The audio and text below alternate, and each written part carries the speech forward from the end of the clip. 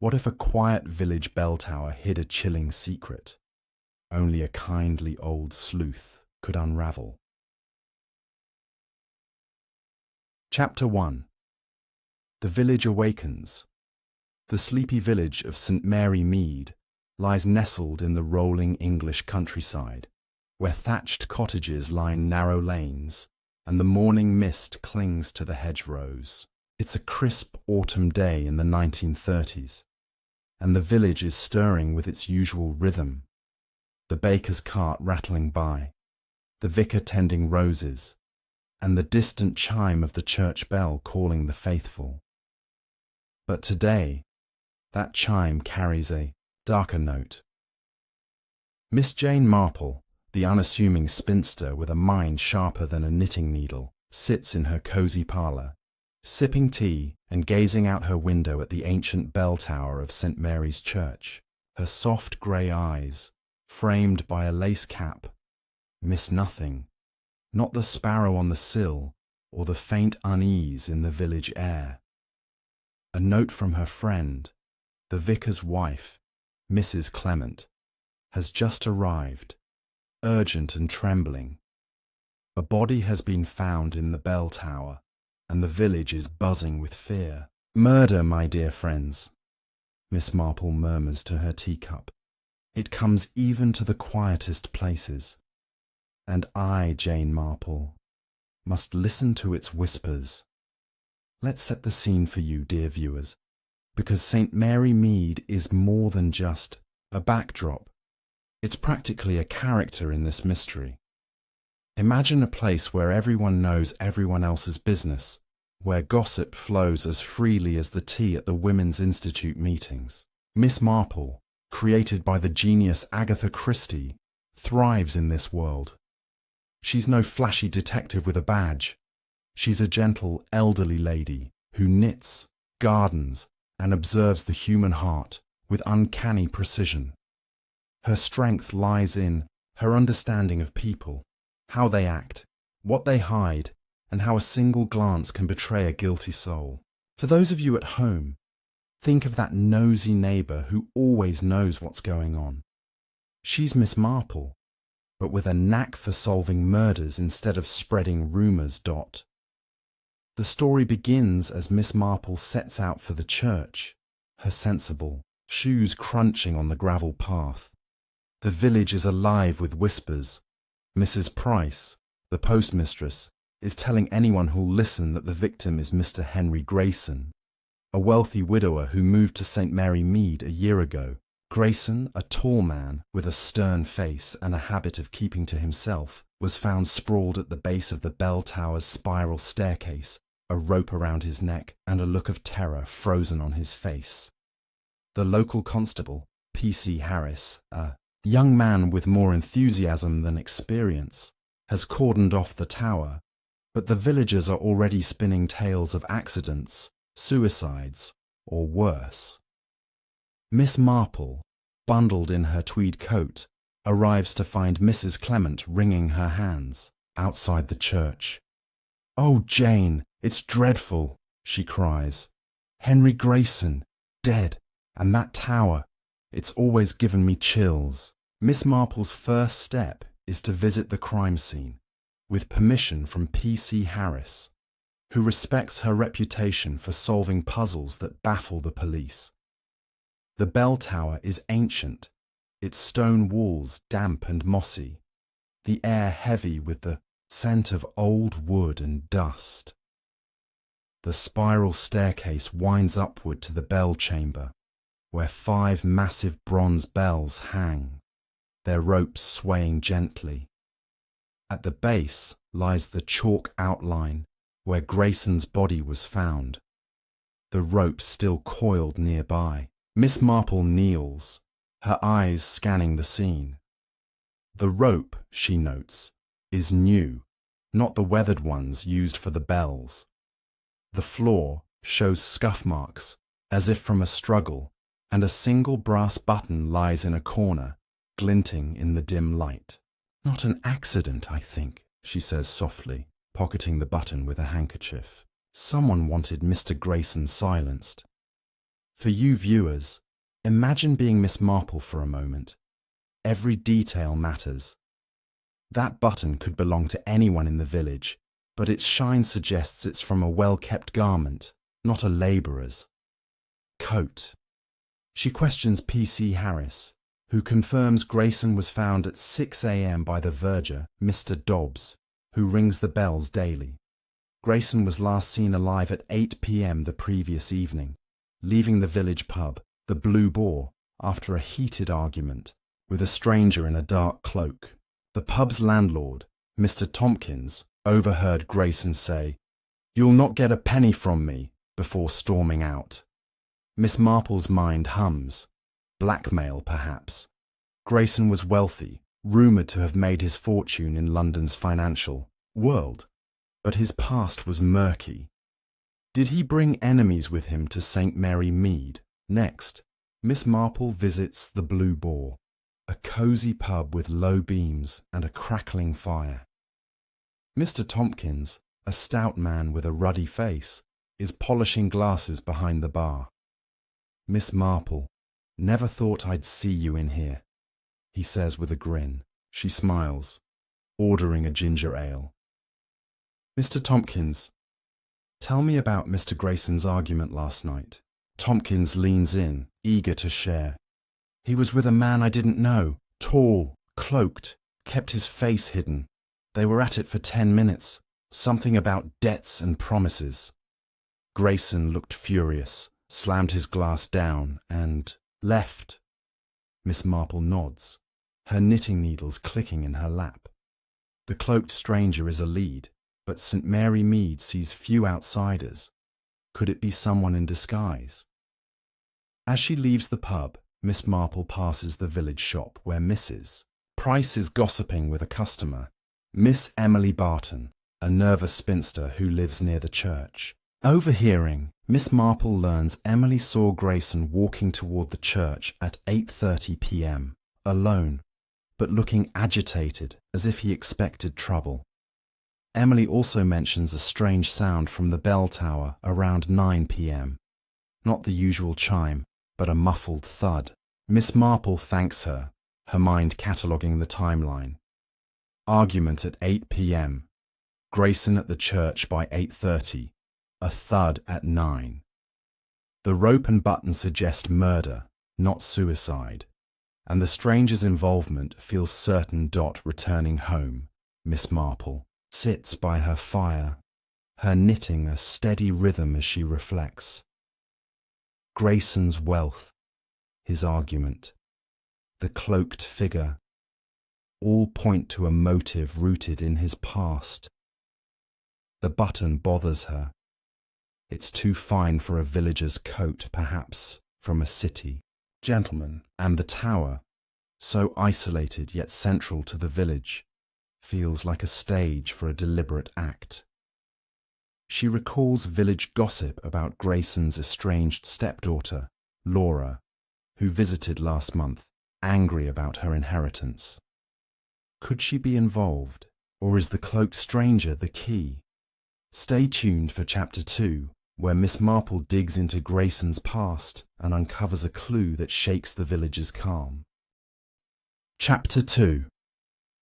Whispers of the Past. The morning sun casts a golden haze over St. Mary Mead, glinting off the dew-soaked grass as Miss Jane Marple walks briskly toward the village post office. Her grey eyes are sharp beneath her straw hat, her thoughts swirling around the brass button, the cloaked stranger, and the muffled thud heard from the bell tower. Henry Grayson's murder feels personal, tied to secrets he carried from his life before the village.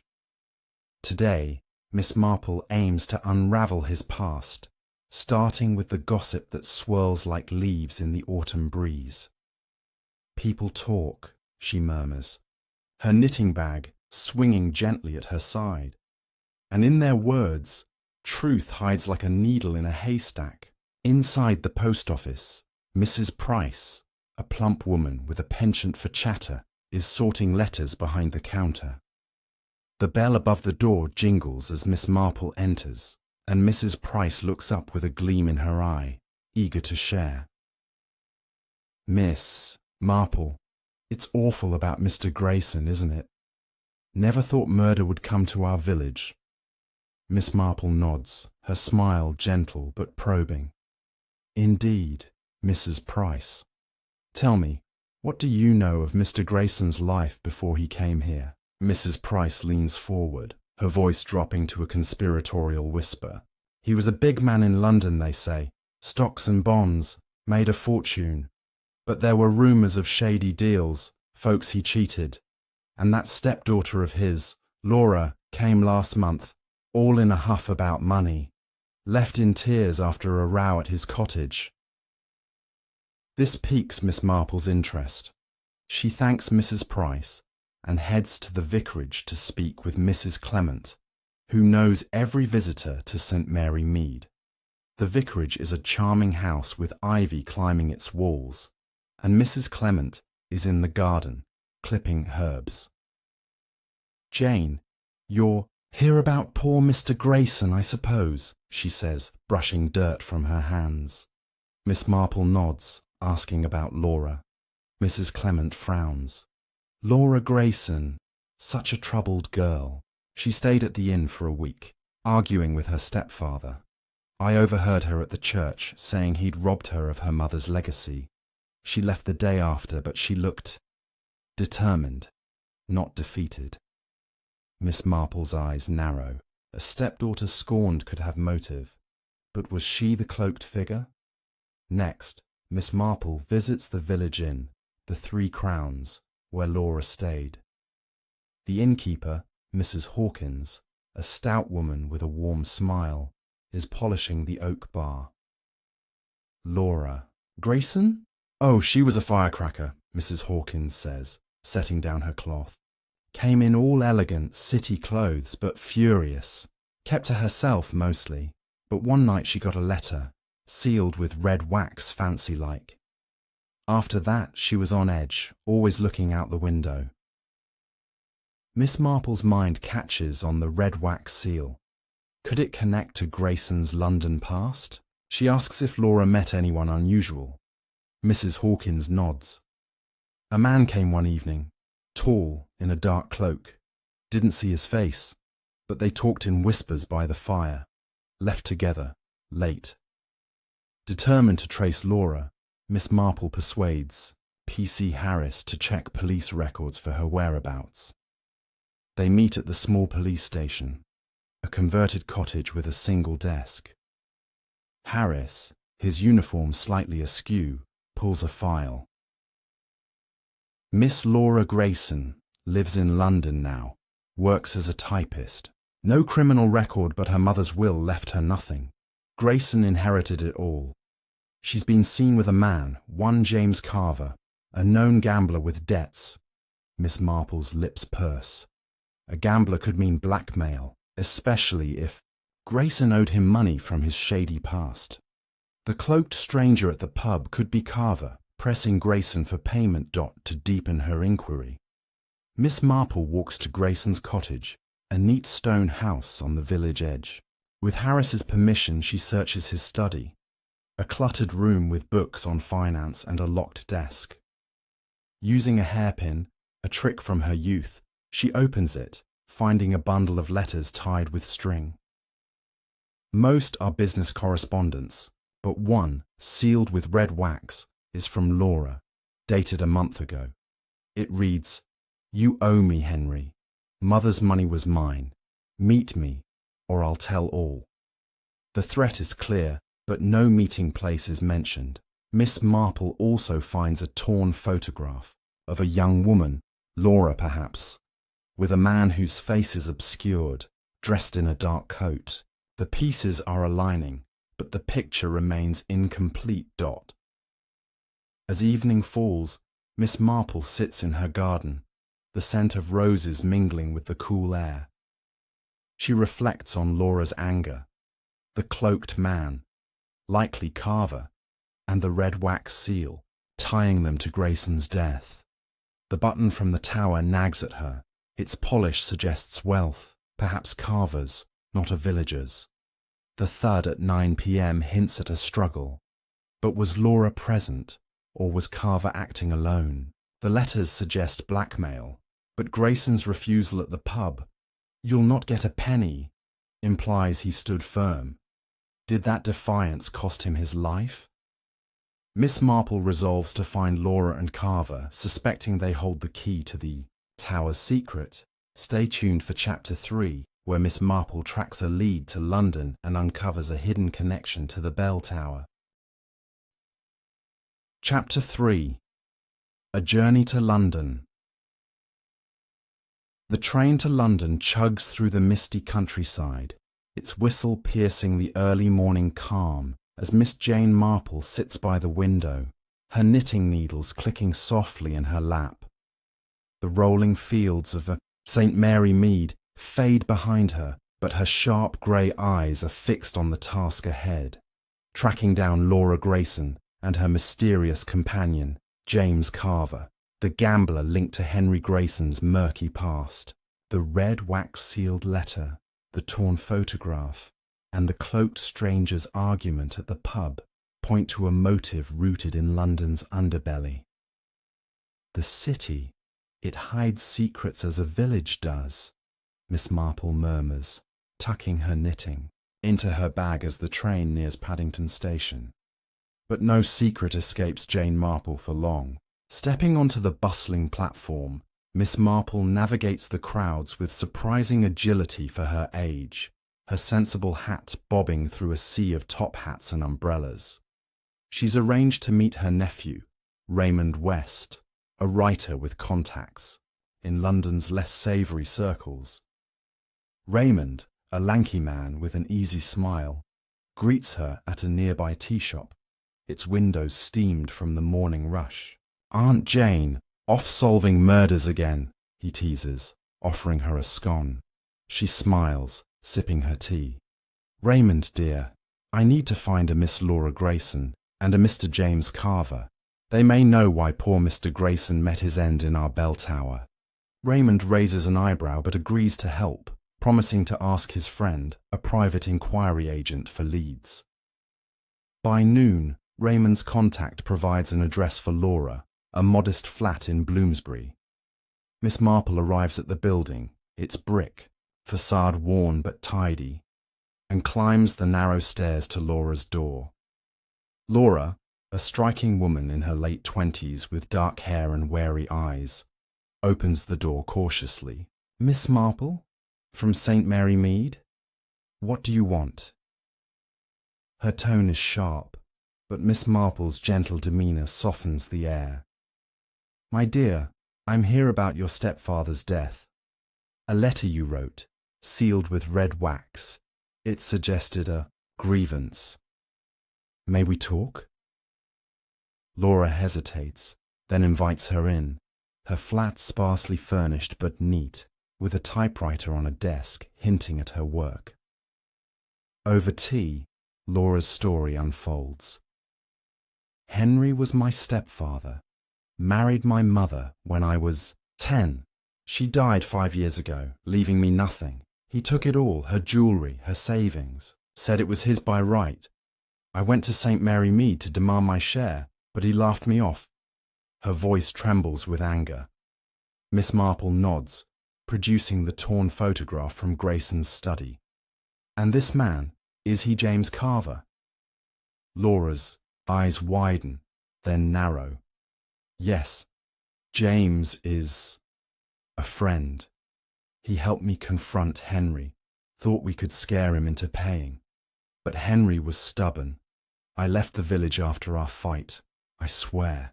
Miss Marple notes her sincerity, but also her quick glance away. Laura's hiding something. Determined to find Carver, Miss Marple asks Raymond to track him through his gambling haunts. By evening, they arrive at a smoky club in Soho.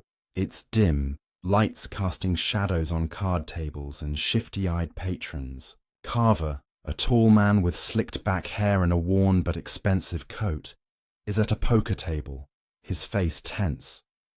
Miss Marple, escorted by Raymond, approaches with her usual disarming charm. "Mr. Carver, a moment. I'm inquiring about Henry Grayson's death in St. Mary Mead. Carver's cards pause mid-deal, and he forces a smile.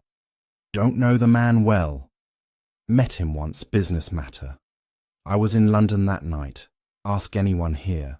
His voice is smooth, but his fingers twitch, and Miss Marple spots a brass button on his coat, matching the one from the bell tower. Leaving the club, Miss Marple shares her suspicions with Raymond. That button, dear, it's too fine for coincidence. And Carver's coat, dark, like the stranger at the pub. He's involved, but how? Raymond suggests checking Carver's alibi, and they visit a nearby pub where Carver claims he was on the murder night. The barman, a gruff man wiping glasses, confirms Carver was there until 10 p.m. But Miss Marple notes the barman's hesitation, as if coached. She also learns Carver owed Grayson money from a failed investment years ago, a debt Grayson refused to forgive. Blackmail seems likely, Carver pressuring Grayson, perhaps with Laura's help. Back at her hotel, Miss Marple sits by a small desk, the torn photograph and button before her. She pieces together a timeline. Laura's visit, her letter, Carver's argument with Grayson at 8 p.m., the thud at 9 p.m. Carver could have taken a late train to St. Mary Mead, reached the church by 9, and confronted Grayson in the tower. But Laura's role is unclear. Was she an accomplice or merely a catalyst? The red wax seal suggests planning, and Carver's gambling debts point to desperation. Miss Marple recalls the muffled thud Emily Barton heard. Perhaps Grayson falling after a struggle with Carver. She resolves to check the train schedules and question Laura again, sensing a deeper betrayal. Stay tuned for Chapter 4, where Miss Marple uncovers a hidden witness who saw more than they admitted in the bell tower's shadow. Chapter 4. The Witness in the Shadows. The autumn sun hangs low over St. Mary Mead, casting long shadows across the village green as Miss Jane Marple returns from her London trip, her mind buzzing with the clues she's gathered. Laura Grayson's bitter letter, James Carver's matching brass button, and the shaky alibi from the Soho pub. The bell tower murder feels closer to unravelling, but a key piece is missing. A witness who saw something in the churchyard that night. Miss Marple's grey eyes glint with quiet determination as she walks the familiar path to St. Mary's Church, her knitting bag tucked under her arm. In a village, nothing goes unseen, she murmurs, pausing to admire a late-blooming rose. Someone always watches, and their silence speaks volumes. Miss Marple begins at the church, where the ancient bell tower looms, its weathered stones, glowing faintly in the evening light. She spots Mr. Dobbs, the verger, sweeping leaves from the churchyard path. Dobbs, a wiry man in his 60s with a perpetually sour expression, pauses as she approaches. Miss Marple, still poking about that dreadful business, he grumbles, leaning on his broom. She smiles warmly, disarming his gruffness. Mr. Dobbs, you found Mr. Grayson's body at 6 a.m., yes? But tell me, did you notice anything odd in the churchyard the night before, around 9 p.m.? Dobbs hesitates, his eyes darting to the tower. Wasn't here, miss. I lock up at 7 and go home. But I did see a light flicker in the tower window, like a candle, when I passed by on my way to the pub. This new detail sparks Miss Marple's curiosity. A candle in the tower suggests someone was there before the murder, perhaps planning or waiting. She thanks Dobbs and heads to the village green, where she finds Miss Emily Barton, the nervous spinster who heard the muffled thud at 9 p.m. Emily is feeding pigeons, her hands trembling slightly as Miss Marple sits beside her on a bench. Miss Barton, dear, You mentioned that thud from the tower. Did you see anyone nearby? Perhaps someone lingering in the churchyard? Emily's eyes widen and she lowers her voice. I didn't want to gossip, but I saw a figure, tall, in a long coat, slipping behind the yew trees near the tower gate. It was dark, but I'm sure they were watching the church. Miss Marple's mind races. The figure matches the cloaked stranger from the pub, likely James Carver, but she needs more. She visits the station master, Mr. Gibbs, at the tiny St. Mary Mead railway station, a wooden platform surrounded by flower beds. Gibbs, a cheerful man with a bushy moustache, is checking the timetable. Miss Marple, heard you've been to London, he says, tipping his cap. She nods, asking about late trains on the murder night. There's a 7:45 p.m. from London. Gets here by 8:50, Gibbs replies. I saw a man get off that night, tall, dark coat, kept his head down. Caught the 9:30. Back to London, right quick. Miss Marple's heart skips. A tight window, but enough for Carver to reach the tower, confront Grayson, and return. To confirm, Miss Marple calls on PC Harris at the police station, where he's sorting reports with a flustered air. She shares the station master's account and asks about Carver's movements. Harris, eager to help, checks a telegram from London police. James Carver's alibi's weak, he admits. The Soho barman's a known associate, likely paid to lie. Carver's got debts piling up, gambling mostly. Grayson was his old business partner, swindled him out of a deal years back. Miss Marple nods, picturing Carver's desperation. The brass button, the train schedule, the cloaked figure, all point to him, but she wonders about Laura's role. Was she complicit or merely a pawn? Returning to the churchyard, Miss Marple examines the yew trees near the tower gate where Emily saw the figure.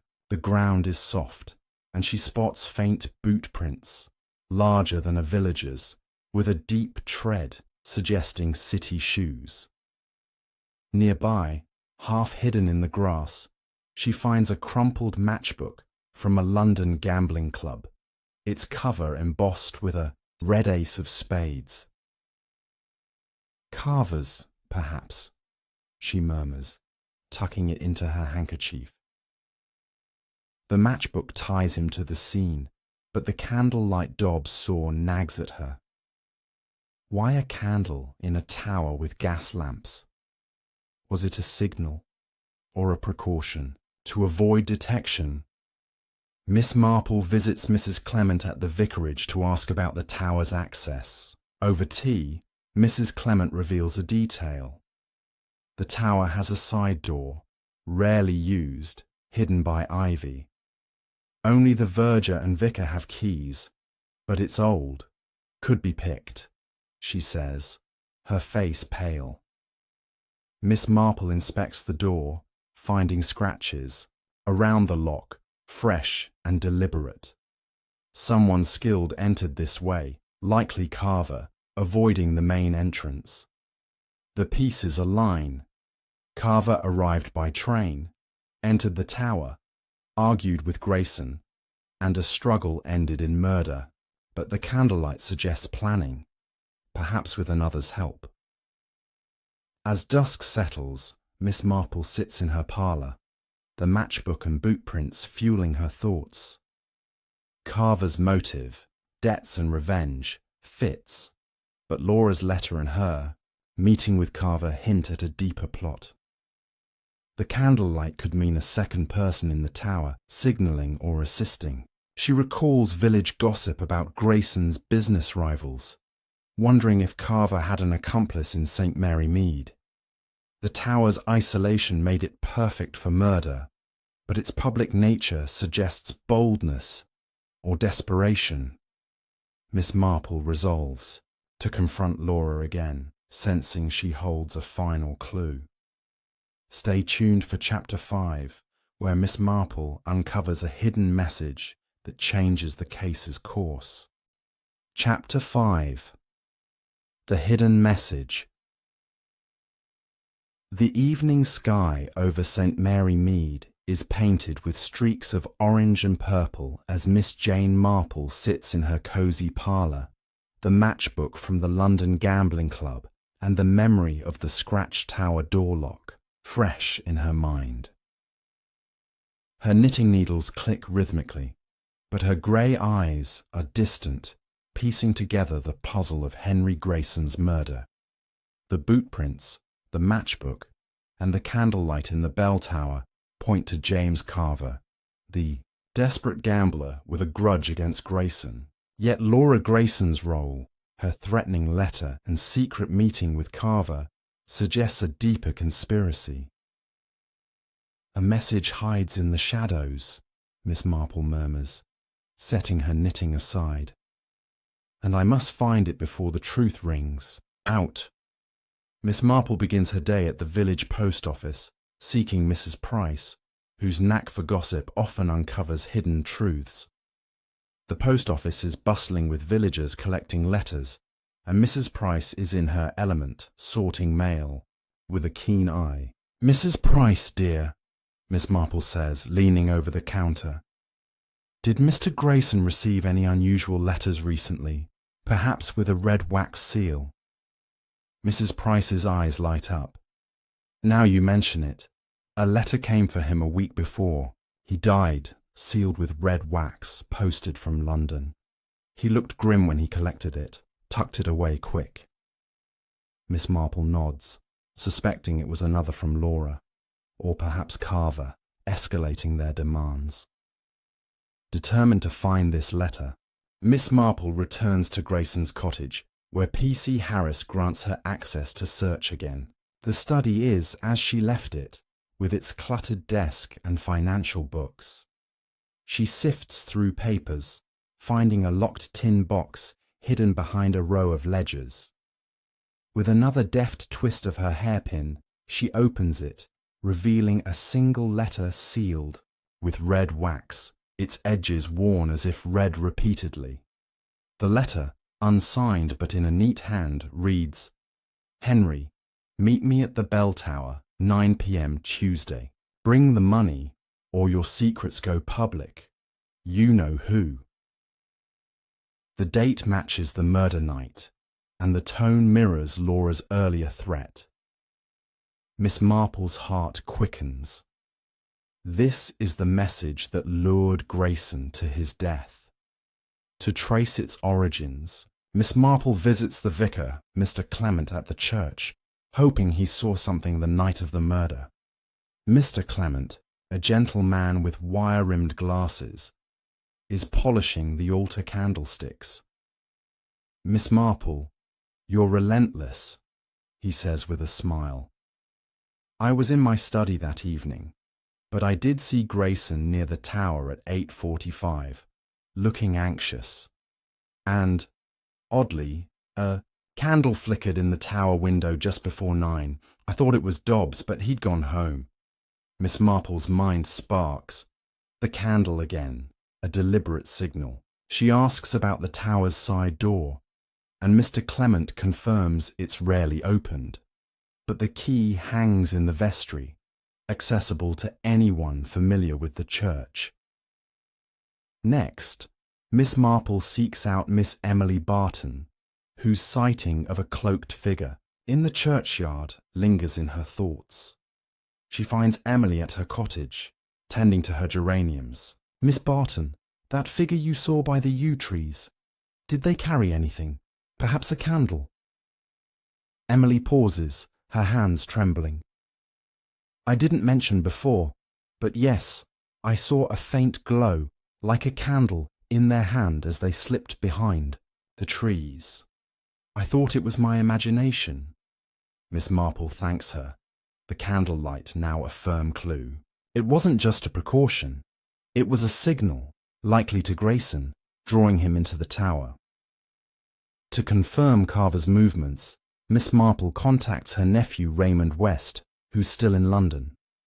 Over a crackling telephone line, she asks him to check the gambling club tied to the matchbook. Raymond, ever eager, visits the club and learns Carver was a regular, often seen with a man named Tompkins. Not the pub landlord, but a shady figure known for forging documents. Raymond reports back.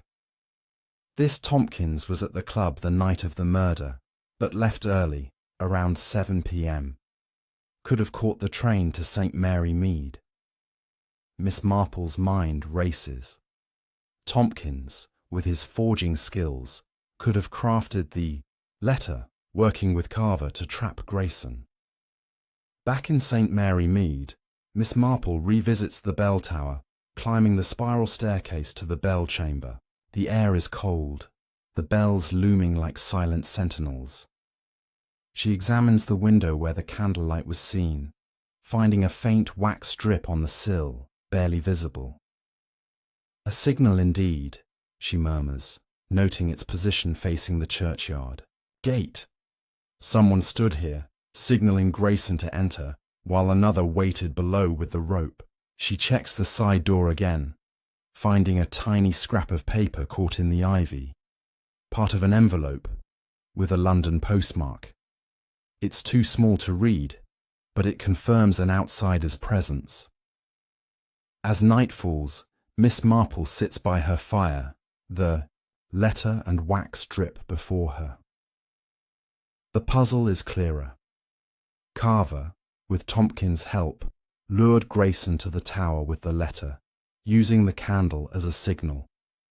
The boot prints and matchbook place Carver at the scene, but Tompkins' role, perhaps forging the letter or aiding in the murder, adds a new layer. Laura's involvement remains murky. Her anger drove the plot, but was she in the tower? Miss Marple recalls the brass button, likely Carver's, and the scratched lock, suggesting Tompkins's skill.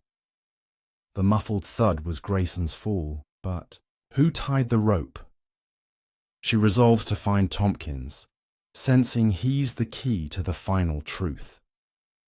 Stay tuned for Chapter 6, where Miss Marple uncovers a betrayal that ties the village to London's shadows. Chapter 6. A Betrayal. Unearthed, the morning mist blankets St. Mary Mead, softening the edges of the village's thatched roofs as Miss Jane Marple steps out of her cottage, her straw hat tilted against the damp air. Her knitting bag swings gently at her side. But her mind is sharp, piecing together the clues from the bell tower murder. The red wax-sealed letter luring Henry Grayson to his death, the candlelight signal, and the mysterious Tompkins, the forger linked to James Carver.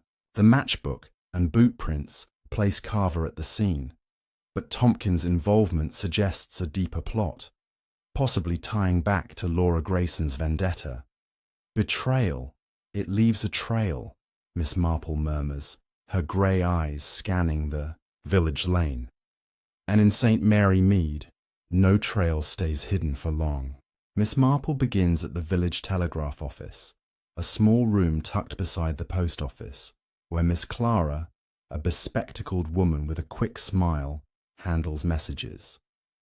Miss Marple, with her usual charm, inquires about telegrams sent to, or from London around the murder date. Miss Clara, dear, did Mr. Grayson, or perhaps a stranger, send anything unusual last week?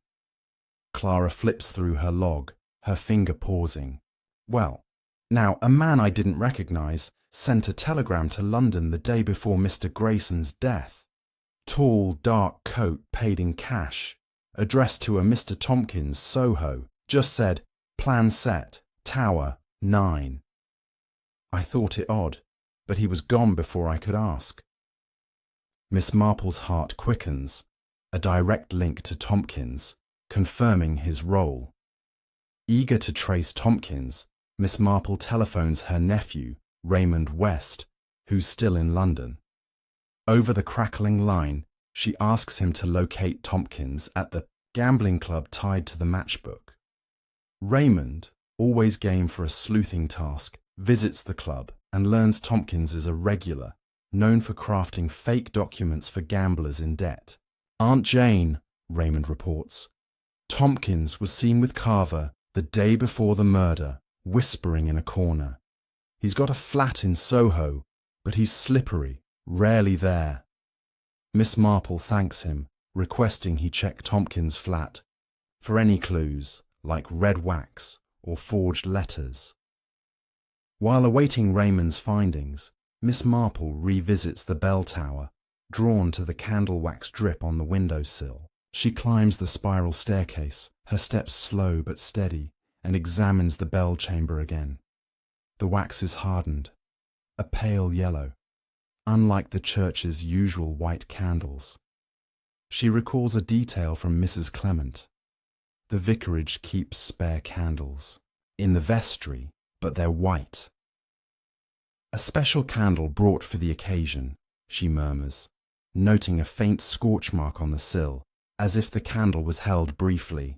She checks the tower's side door again, finding a tiny metal shaving near the scratched lock, perhaps from a lockpick, suggesting Tompkins' expertise. Back in the village, Miss Marple visits the verger, Mr. Dobbs, at his small cottage near the church. He's mending a chair, his hands rough from years of bell ringing. Mr. Dobbs, that candlelight you saw in the tower, did you notice anyone else near the church that night? Perhaps earlier? Dobbs frowns, setting down his hammer. Can't say I did, miss, but I found something odd the next morning near the tower gate, a bit of red wax, like from a seal, stuck in the grass. Thought it was litter, tossed it. Miss Marple's eyes gleam. Red wax, again, tying the tower to the letter, and possibly Tompkins's forgeries. Raymond calls back that afternoon, his voice excited. Aunt Jane, I got into Tompkins' flat. Don't ask how. Found a box of red sealing wax and a typewriter matching the letter's font. Also, a note in his handwriting. Carver, tower job done, payment due. It's dated the murder day. Miss Marple nods, the pieces clicking. Tompkins forged the letter to lure Grayson, likely for Carver, who executed the murder. But why the candle? She suspects it was a signal not for Grayson, but for an accomplice in the churchyard, ensuring the plan's timing. To test her theory, Miss Marple speaks with P.C. Harris at the police station, sharing the telegram and Raymond's findings. Harris, his enthusiasm growing, checks train records again. That 7:45 p.m. train from London, he says, had another passenger that night, a man matching Tompkins' description, short, wiry, carrying a small case, got off at St. Mary Mead, returned on the 10:15. Miss Marple's mind races.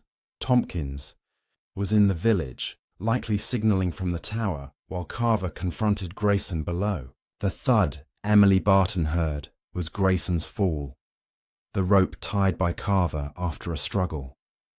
As twilight settles, Miss Marple walks the churchyard, picturing the scene. Tompkins in the bell chamber, lighting the candle to signal Carver's arrival. Carver entering through the side door, rope in hand. Grayson, lured by the forged letter, stepping into the trap. Laura's role remains unclear. Did she know of the plot, or was her anger exploited? The red wax ties Tompkins to the letter.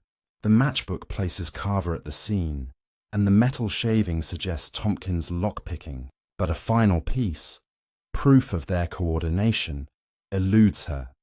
She resolves to confront Laura again, suspecting she holds a clue to Tompkins' betrayal. Stay tuned for Chapter 7, where Miss Marple uncovers a hidden connection in the village that tightens the noose around the killers. Chapter 7. A Village Connection.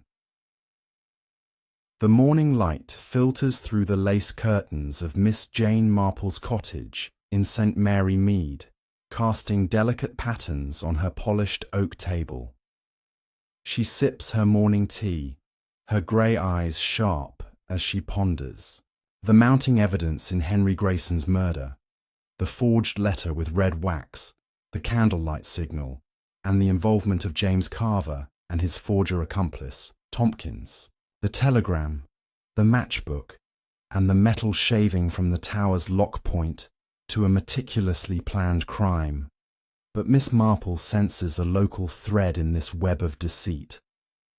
Even in a village, she murmurs, setting her teacup down, the city's shadows find a friend. Today, she seeks a connection in St. Mary Mead that ties Carver and Tompkins to the bell tower. Miss Marple begins at the village shop, where Mrs. Price, the postmistress, is arranging jars of sweets behind the counter. The shop smells of lavender and fresh bread, and Mrs. Price greets her with a knowing nod. Miss Marple, still unravelling that dreadful murder. Miss Marple smiles, asking about visitors to the village around the murder date. Any strangers, Mrs. Price? Perhaps someone asking for Mr. Grayson or the church? Mrs. Price pauses, her hand on a jar. Come to think of it, a wiry man stopped by 2 days before, asking directions to the church. Said he was a historian, but his coat was shabby, and he had a London accent. Bought a packet of matches, red ace of spades like the one you mentioned. Miss Marple's heart skips. The matchbook links Tompkins to the village. Eager to explore this lead, Miss Marple visits the vicarage to question Mrs. Clement about local connections to London. Mrs. Clement is in her parlour, arranging flowers, her face still pale from the village's turmoil. "Jane, you're tireless," she says, offering a biscuit. Miss Marple asks if anyone in St. Mary Mead has ties to London's gambling circles. Mrs. Clement hesitates, then mentions the verger, Mr. Dobbs. "He's a quiet sort, but I heard he visits London monthly, says it's for family. Once he let slip about a card game in Soho. I thought it odd for a churchman." Miss Marple's eyes narrow. Dobbs, with access to the tower and vestry key, could be the local link. She heads to Dobbs's cottage, a small stone house near the church, where he's tending his vegetable patch. His hands are dirt-stained, but his eyes are wary as Miss Marple approaches. "Mr. Dobbs, a word about your London visits," she says gently. "Do you know a Mr. Tompkins, perhaps from a card game?" Dobbs stiffens, his spade pausing. "Don't know any Tompkins, miss. I visit my sister, that's all." But his voice falters, and Miss Marple notices a red ace matchbook on his windowsill, half hidden by a curtain. "Curious," she says, pointing to it. "Those matches are rare here." Dobbs mutters about a gift, but his unease is palpable. To confirm Dobbs's involvement, Miss Marple enlists P.C. Harris, meeting him at the police station. Harris, his desk cluttered with notes, listens as she shares the matchbook connection. "Dobbs, never mentioned London," he says, surprised, "but I'll check his movements." Harris digs into village records, finding that Dobbs received a parcel from London a week before the murder, addressed from a Soho address tied to Tompkins' flat. Miss Marple's mind races. Dobbs could have been bribed or coerced, perhaps, providing the tower key or signalling with the candle. She asks Harris to watch Dobbs discreetly, suspecting he's hiding more. Miss Marple revisits the bell tower, her steps careful on the spiral staircase. In the bell chamber, she examines the ropes, noting one is slightly frayed, as if handled roughly. Below, near the side door, she finds a faint chalk mark on the wall, a small T barely visible. "Tompkins' mark, perhaps," she murmurs, suspecting he left it to signal his entry. The tower's isolation made it ideal for murder, But Dobbs' access suggests he played a role, perhaps letting Carver and Tompkins in. She recalls the candlelight, likely Dobbs signaling from the window while Carver confronted Grayson below. Later, Miss Marple telephones Raymond West, asking him to check Soho for any link between Tompkins and Dobbs. Raymond, ever resourceful, visits the gambling club and learns Dobbs was a low-stakes player, indebted to Tompkins for a lost bet. Tompkins held it over him, Raymond reports. Said Dobbs owed a favor, something about a church job. Miss Marple nods. The betrayal, clear. Dobbs, pressed by his debt, aided Tompkins, perhaps unlocking the side door or planting the candle. But was he present at the murder or merely a facilitator? As dusk falls, Miss Marple sits in her garden, the scent of roses mingling with the evening chill. The puzzle sharpens. Carver, driven by debt and revenge, killed Grayson with Tompkins' forged letter luring him to the tower. Dobbs, the village traitor, provided access, his matchbook and London ties betraying him. Laura's role remains unclear. Did she orchestrate the plot, or was her anger used by Carver? The chalk mark and frayed rope suggest a struggle, but Dobbs's nervousness hints at guilt. Miss Marple resolves to confront him, sensing he'll crack under pressure. Stay tuned for Chapter 8, where Miss Marple uncovers a final clue in the tower that points to the killer's identity. Chapter 8. The tower's final clue.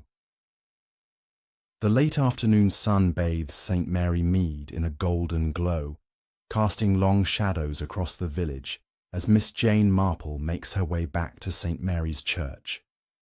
Her sensible shoes crunch on the gravel path, and her knitting bag swings lightly, but her grey eyes are sharp, focused on the bell tower that looms ahead. The pieces of Henry Grayson's murder are falling into place.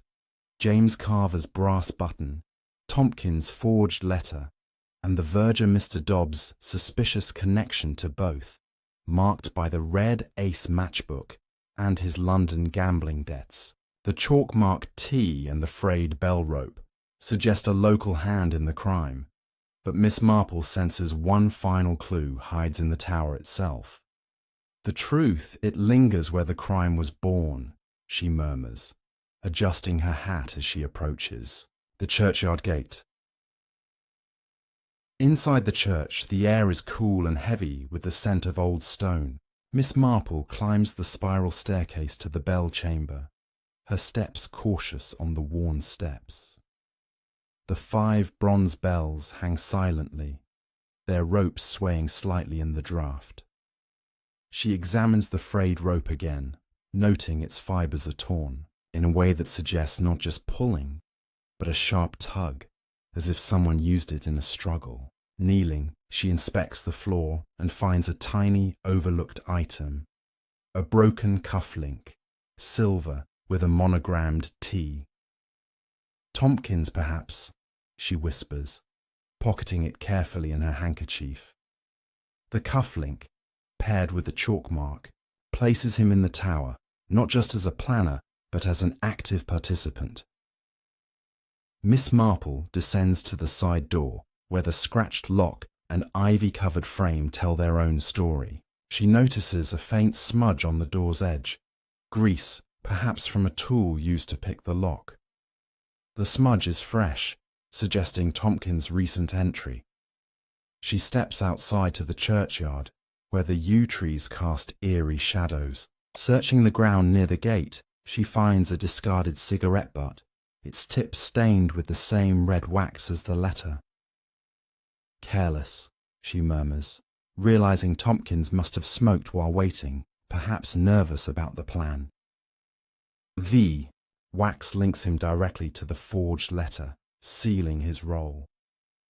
To confirm Dobbs' involvement, Miss Marple visits his cottage again, finding him polishing his boots in the garden. His face tightens as she approaches, her smile disarming, but her tone firm.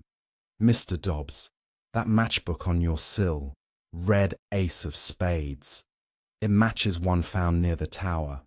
And your London trips, they connect you to a Mr. Tompkins, yes? Dobbs's hands shake, and he drops his brush. I don't know what you mean, miss. I'm just a verger. But his eyes dart to the cottage door, and Miss Marple notices a small parcel on his table, wrapped in brown paper with a London postmark. A gift from Tompkins, perhaps, she asks. Dobbs stammers, just family things. His panic betrays him. Miss Marple enlists P.C. Harris to investigate the parcel. At the police station, Harris opens it under her watchful eye, revealing a bundle of cash and a note. Dobbs, you're cut. Keep quiet. T. The note's handwriting matches the one Raymond found in Tompkins's flat, and the cash, £50, suggests payment for Dobbs's silence or aid. Harris, his enthusiasm growing, says, "This nails Dobbs, Miss Marple. He must have let Tompkins in, maybe even held the candle." Miss Marple nods, but her mind lingers on Laura Grayson. Was she aware of Tompkins' role, or was she merely a pawn in Carver's scheme? To tie up loose ends, Miss Marple telephones Raymond West, asking him to check Tompkins's Soho contacts for any link to Laura. Raymond, navigating the city's underbelly, learns from a club regular that Laura was seen with Tompkins days before the murder, handing him a sealed envelope. Looked like a payoff, the contact says. Miss Marple's heart sinks. Laura's anger wasn't just talk. She may have funded the plot, perhaps hiring Tompkins to forge the letter while Carver executed the murder. The candlelight, she realizes, was Dobbs signalling Carver's arrival, while Tompkins waited below to ensure Grayson's death. As evening settles, Miss Marple sits by the churchyard wall, the tower looming above, the cufflink, cigarette butt, and parcel paint a clear picture. Tompkins forged the letter. Dobbs unlocked the side door and signalled with the candle, and Carver strangled Grayson with the rope after a struggle, the thud heard by Emily Barton. Laura's envelope suggests she orchestrated the blackmail, but did she know it would lead to murder? The broken cufflink places Tompkins in the tower, likely assisting Carver, while Dobbs' cash confirms his betrayal. Miss Marple feels the net tightening, but needs one final confrontation to expose the truth. She resolves to summon Laura and Dobbs, sensing their reactions will reveal all. Stay tuned for Chapter 9, where Miss Marple uncovers a confession that shakes St. Mary Mead to its core. Chapter 9. The Confession in the Vicarage. The twilight casts a soft purple hue over St. Mary Mead, bathing the village in a serene glow that belies the dark secrets unravelling within. Miss Jane Marple sits in her parlour, her knitting needles paused, as she stares at the broken cufflink, the cigarette butt stained with red wax, and the damning note from Tompkins to Dobbs. Her grey eyes gleam with quiet resolve, piecing together the final threads of Henry Grayson's murder, James Carver's violent act, Tompkins' forged letter, and Dobbs' betrayal as the village accomplice. Laura Grayson's role, however, remains a shadow. Did she mastermind the plot, or was her anger merely exploited? The heart confesses when pressed gently, Miss Marple murmurs, rising to arrange a meeting that will force the truth into the open. Tonight, she will confront the guilty in the vicarage, where secrets can no longer hide. Miss Marple enlists Mrs. Clement to host a gathering at the vicarage, inviting Laura Grayson, who has returned from London, and Mr. Dobbs, under the pretence of discussing church repairs. The vicarage parlour is warm, with a crackling fire and the scent of lavender from Mrs. Clement's sachets. Laura arrives first, her dark hair pulled tight, her eyes wary but composed. Dobbs follows, his verger's coat buttoned high, his hands fidgeting as he avoids Miss Marple's gaze. P.C. Harris stands by the door, his presence discreet but firm, while Mrs. Clement pours tea, her hands trembling slightly. Miss Marple begins, her voice soft but piercing. "My dears, we are here to lay Mr. Grayson's murder to rest. The bell tower holds no more secrets, and neither shall we." She starts with Laura, producing the red wax-sealed letter found in Grayson's study. "Miss Grayson, you wrote to your stepfather, demanding your mother's legacy. Did you also send this, luring him to the tower?" Laura's lips tighten, but she shakes her head. "I wrote once, yes, but not that letter. I wanted my share, not his death." Her voice wavers, and Miss Marple notices her fingers clutch her handbag, a sign of nerves. Turning to Dobbs, Miss Marple holds up the broken cufflink. "Mr. Dobbs, this was found in the bell chamber, monogrammed with a T, and a note promising you payment from Tompkins. You unlocked the tower's side door, didn't you?" Dobbs's face pales, and he stammers. I only let someone in. Didn't know it'd be murder." The room tenses as Dobbs's words spill out. He confesses, his voice breaking. "Tompkins came to me in London, at the card tables. I owed him money, gambling debts. He said he'd clear it if I helped with a job in St. Mary Mead, gave me a key to copy the tower's lock, and told me to light a candle at 9 p.m. I thought it was just a meeting, maybe to scare Grayson. I didn't know they'd kill him." Mrs. Clement gasps, and Laura's eyes widen, but Miss Marple remains calm, pressing gently. "And the cash, Mr. Dobbs? Your cut for silence?" Dobbs slumps, nodding. "It came after, with the note. I was afraid to talk." Miss Marple turns to Laura, her gaze steady. "And you, my dear, met Tompkins in London, handing him an envelope. Was it payment to forge the letter?" Laura's composure cracks, tears welling. "I didn't know about murder. James, Carver, said he'd pressure Henry for my money. I gave Tompkins my savings to write a letter, to scare Henry into paying. I never meant for this." Her voice breaks, and Miss Marple sees truth in her anguish. Laura was a pawn, her anger used by Carver to orchestrate the crime, the matchbook, the wax-stained cigarette, and the lock's metal shaving place.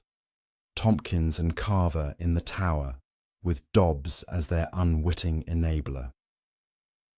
To confirm the sequence, Miss Marple recounts the murder night. Tompkins forged the letter, luring Grayson to the tower at 9 p.m. Dobbs, in debt, unlocked the side door and signalled with the candle from the bell chamber. Carver, driven by his own debts and hatred for Grayson, entered, argued, and strangled him with the rope, the thud, heard by Miss Barton. Tompkins assisted, leaving his cufflink and cigarette as proof. She pauses, addressing Laura. "Your letter sparked the plan, but Carver and Tompkins turned it deadly." Laura sobs, shaking her head, while Dobbs stares at the floor, guilt-ridden. P.C. Harris steps forward, his notebook ready. "Miss Marple, that's enough for arrests. Dobbs, you're coming with me, and we'll send for Carver and Tompkins in London." Miss Marple nods, her work nearly done, but she feels a pang for Laura, manipulated by her own pain. As the group disperses, she lingers in the parlour, gazing at the fire. The tower's clues, the rope, the button, the wax, told the story, but it was human weakness that wove it. Laura's resentment, Dobbs's debts, Carver's vengeance, Tompkins' greed. One final step remains, ensuring Carver and Tompkins face justice. Stay tuned for Chapter 10, where Miss Marple sets a final, Trap to catch the killers and restore peace to St. Mary Mead. Chapter 10. The Final Chime. The evening settles over St. Mary Mead with a gentle hush, the village bathed in the soft glow of lanterns as the church clock strikes 7. Miss Jane Marple stands in the vicarage garden, her tweed coat buttoned against the autumn chill, her grey eyes reflecting the fading light. The bell tower of St. Mary's Church looms across the green, its silhouette a silent witness to Henry Grayson's murder. The clues: brass button, red wax-sealed letter, frayed rope, matchbook, broken cufflink, and Mr. Dobbs's tearful confession have woven a clear tapestry. James Carver and his forger accomplice Tompkins, aided by the debt-ridden verger Dobbs, orchestrated the crime, with Laura Grayson's anger as the spark. Tonight Miss Marple has arranged a final gathering in the church hall to unmask the killers and restore peace to the village. "The truth," she murmurs, adjusting her hat. It rings like a bell when struck. The church hall is warm, its wooden beams adorned with harvest decorations, but the air is thick with tension. Miss Marple has gathered key players: P.C. Harris, his uniform crisp and notebook ready; Mrs. Clement, nervously arranging chairs; Laura Grayson, her face pale but resolute; and Mr. Dobbs, hunched and guilt-ridden under Harris's watchful eye. Through her nephew Raymond West, Miss Marple has ensured James Carver and Tompkins are brought from London, escorted by a Scotland Yard inspector, Mr. Slack, a stern man with a no-nonsense air.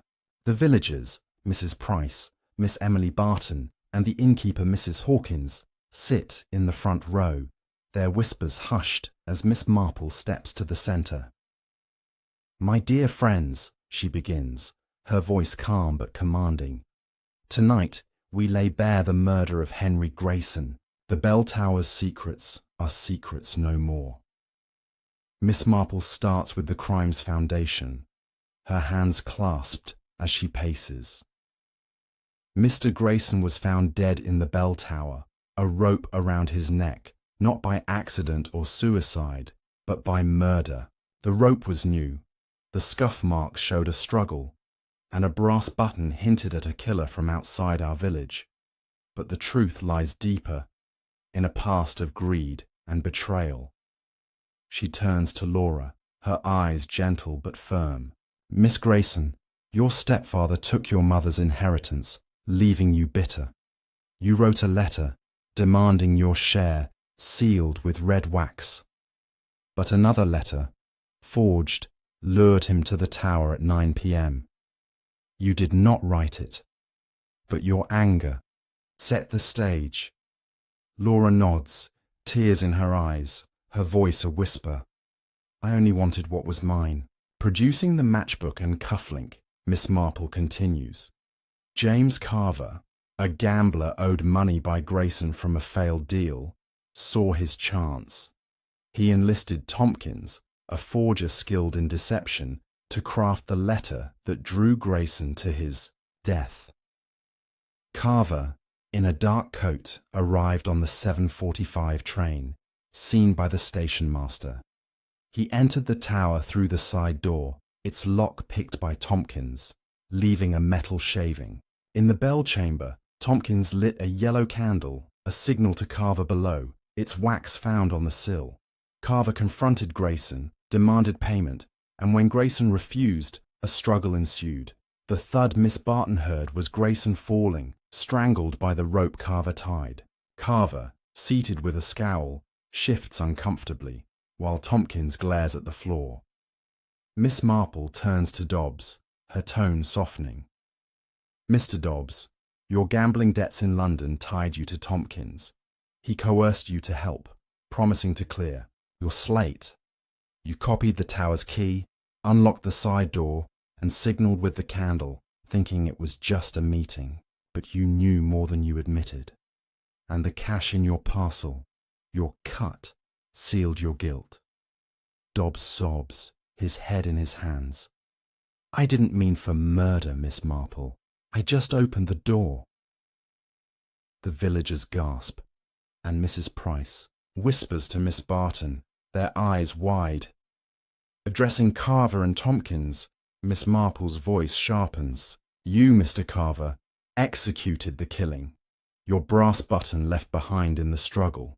Mr. Tompkins, your cufflink with the tea and the red wax-stained cigarette place you in the tower, assisting. You forged the letter, left a chalk mark to signal your entry, and smoked while waiting, careless in your confidence." She holds up the note from Tompkins's flat. "Carver, tower job done, payment due." Carver snarls, "You've no proof."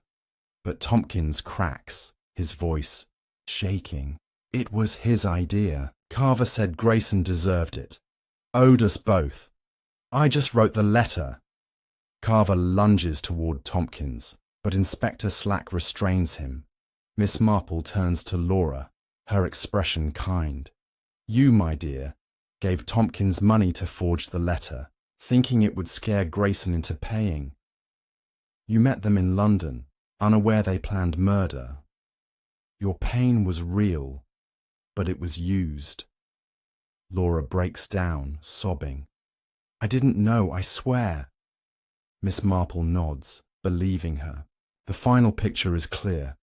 Carver, driven by debt and revenge, strangled Grayson after the failed blackmail. Tompkins, greedy for profit, forged the letter and signaled. Dobbs, trapped by his debts, enabled the crime. The tower's clues, button, rope, wax, cufflink, matchbook told the story, but human weakness wove it. Inspector Slack steps forward, his voice firm. "James Carver, Tompkins, you're under arrest for murder. Dobbs, for aiding and abetting." P.C. Harris cuffs Dobbs, while Slack's men secure Carver and Tompkins, who are led away, Carver cursing, Tompkins silent. The villagers murmur, stunned, as Laura is escorted out to face lesser charges for her role. Miss Marple lingers in the hall, gazing at the tower through the window. "The bell rings for justice," she murmurs, her work done. Peace returns to St. Mary Mead, but she knows human nature will stir new mysteries. Thank you for joining this 10-part journey, dear viewers. What did you think of Miss Marple's sleuthing? Comment below with your favourite twist, like this video, and subscribe for more mysteries.